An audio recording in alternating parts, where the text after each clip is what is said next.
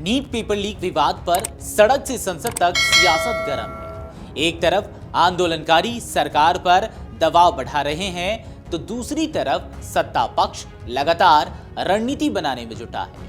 आखिर जेपी नड्डा से हुई मुलाकात में क्या निकला? अमित शाह और धर्मेंद्र प्रधान की लंबी बैठक में क्या चर्चा हुई और सरकार अब आगे किस रणनीति पर काम कर रही है?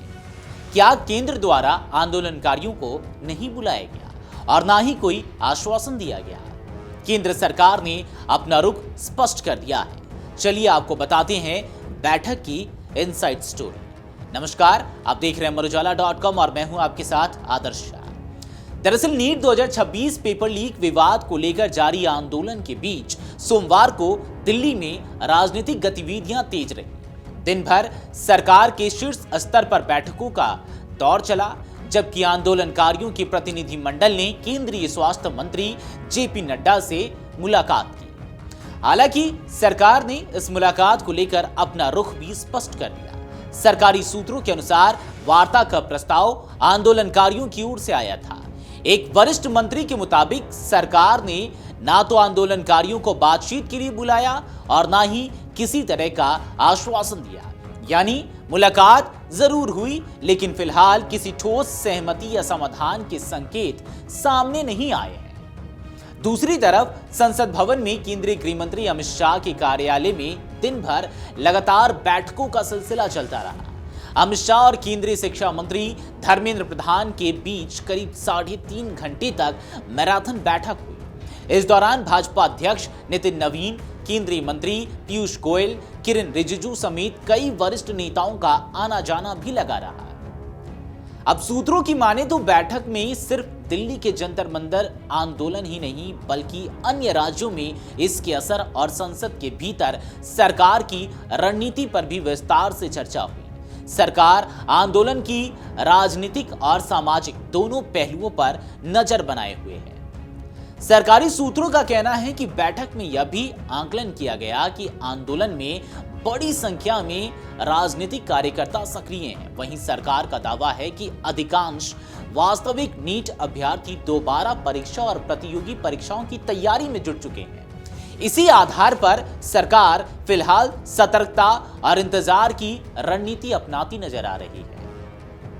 इस बीच सोनम वांगचुक को अस्पताल ले जाने के बाद आंदोलन के नए स्वरूप को लेकर भी सरकार सतर्क है। इसी क्रम में खुफिया एजेंसियों की सक्रियता बढ़ी है और आईबी प्रमुख और गृह सचिव के बीच भी बैठक हुई, जिसमें सुरक्षा और कानून व्यवस्था से जुड़े पहलुओं की समीक्षा की गई है।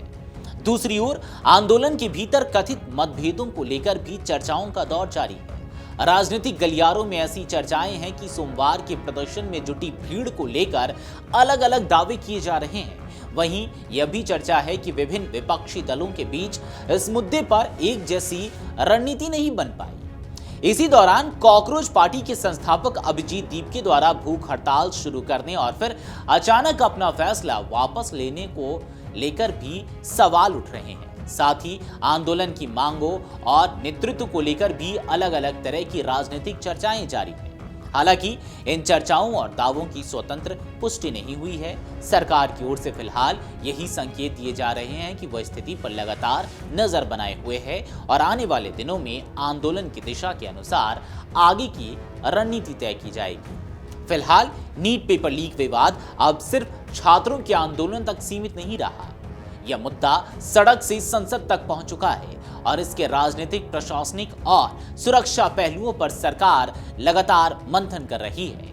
आने वाले दिनों में सरकार और आंदोलन दोनों के अगले कदम पर सबकी नजर बनी रहेगी। बहरहाल आज की सुबह भी ऐसा देखा गया कि जंतर मंतर पर अभिजीत दीपके और कॉकरोच जनता पार्टी के तमाम लोग वहां पे इकट्ठा हो चुके हैं। आज भी प्रदर्शन करने के उस लय में नजर आ रहे हैं। वो रुख उनका देखने को मिल रहा है। सुबह सुबह अभिजीत दीपके की पुलिस से बहस भी देखने को मिली है। अब आज का दिन कैसा रहता है और क्या कुछ होने वाला है, इस पर सबकी नजर रहेगी और आपको हम लगातार अपडेट पहुंचाते रहेंगे। बाकी देश और दुनिया की तमाम बड़ी खबरों के लिए आप अमर उजाला के साथ बने रहें। अगर आप ये वीडियो YouTube पर देख रहे हैं तो हमारे चैनल को सब्सक्राइब कर बेल आइकन दबाएं और Facebook पर देख रहे हैं तो हमारे पेज को लाइक करें। अगर आप ये वीडियो YouTube पर देख रहे हैं तो हमारे चैनल को सब्सक्राइब कर बेल आइकन दबाएं और Facebook पर देख रहे हैं तो हमारे पेज को लाइक करें।